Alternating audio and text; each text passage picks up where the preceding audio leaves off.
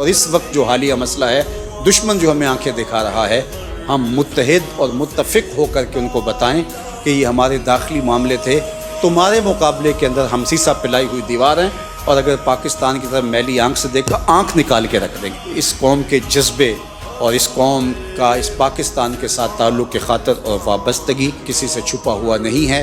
انشاءاللہ اللہ اس وطن کی حفاظت فرمائے گا۔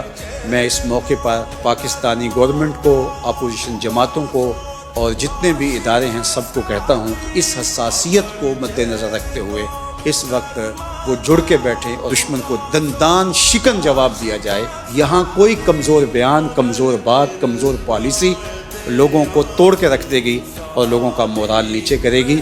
اس وقت ہمیں توانا آواز چاہیے، ہمارے کان یہ آواز سننے کے لیے بے تاب ہے۔